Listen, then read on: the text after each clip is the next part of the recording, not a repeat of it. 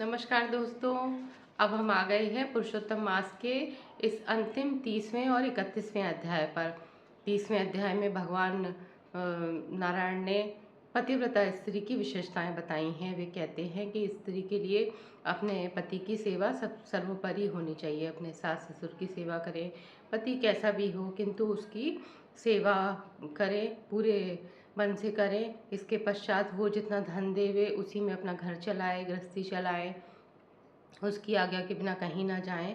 इस प्रकार से पतिव्रता स्त्री के गुण बताए हैं 30वें अध्याय में। और 31वें अध्याय में हम अब अंतिम में नारद जी बोलते हैं कि भगवान आपने ये तो बता दिया, लेकिन अब इससे आगे का तो बताइए।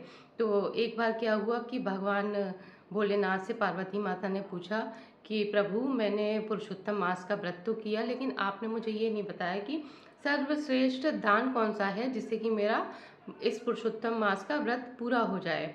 तो भगवान शिव ने उन्हें बताया कि देखो पार्वती, कांसे के एक बर्तन में, डोंगे में 33 मालपुए भरकर किसी योग्य ब्राह्मण को दान करने से इस पुरुषोत्तम मास के व्रत का पूर्ण फल मिलता है। तब माता पार्वती बड़ी ही प्रसन्न हुई। उन्होंने 33 उन्होंने कांसे के बर्तन लिए और उनमें 33 ही पुए भर के ब्राह्मणों को दान दिया। इस प्रकार उन्होंने अपने पुरुषोत्तम मास के व्रत को पूरा किया। इससे आगे बढ़ते हुए सुनते हैं कि फिर उन्होंने बोला कि हे प्रभु, पुरुषोत्तम सब साधनों में श्रेष्ठ है। मैंने यह महात्म्य सुन ऐसा ही निश्चय किया है जिसके सुनने मात्र से ही भक्ति से मनुष्यों के महापाप का भी नाश हो जाता है। यदि श्रद्धा और विधि से किया जाए तो इसका कहना ही क्या है। मेरी बुद्धि से ऐसा ही प्रतीत होता है।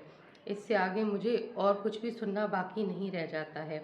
इस महात्म्य को सुनने से गंगा स्नान का भी पुण्य प्राप्त हो जाता है।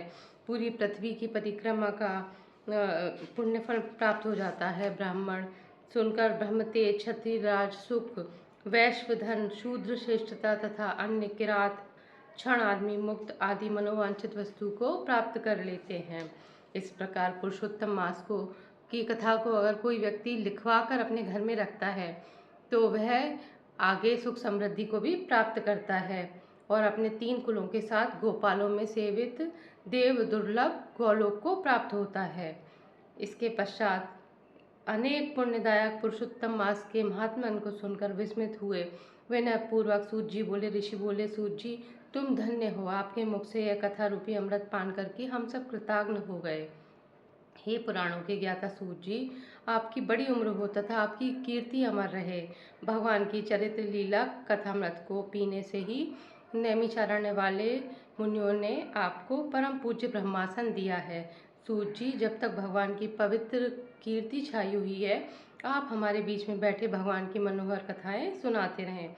इस प्रकार सूत जी ब्राह्मणों का आशीर्वाद लेकर सब ब्राह्मणों की प्रदक्षिणा कर नमस्कार करके उनकी कृपा प्राप्त करके गंगा जी की ओर चल दिए। और नैमिषारण्य में रहने वाले मुनि आपस में कहने लगे कि यह पुरुषोत्तम का महात्म्य अत्यंत श्रेष्ठ है और पुराना है, भक्तजनों को मनवांछित फल देने में कल्प वृक्ष के समान है। तो दोस्तों, इस प्रकार हमने पूरे 31 दिन की इस पुरुषोत्तम मास की यात्रा को पूर्ण किया।